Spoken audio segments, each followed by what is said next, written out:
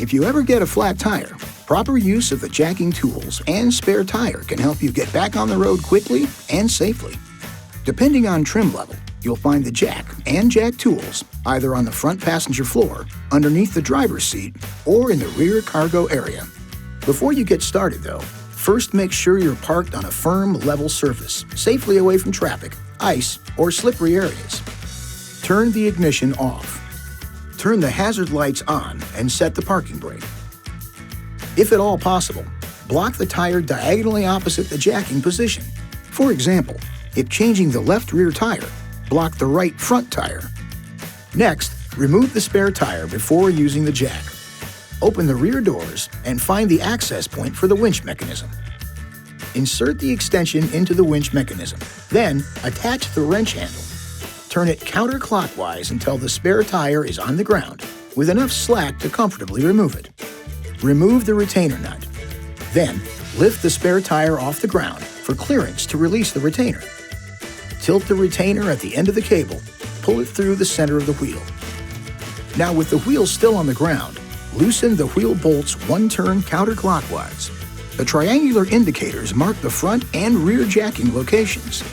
Find the one closest to the flat tire and raise the jack by turning the jack screw clockwise. Do not raise the frame until you're sure the jack is fully engaged with the jacking location.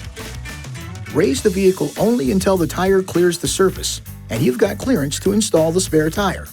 Remember, minimum tire lift provides maximum stability. Okay, go ahead and remove the wheel lug bolts. If there's a wheel cover, remove it by hand. Then, pull the wheel off the hub.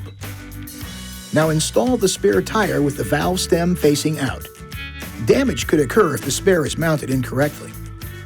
Use the mounting pin as a guide. Now reinstall any wheel cover, then lightly tighten the wheel bolts with the bolt install wrench.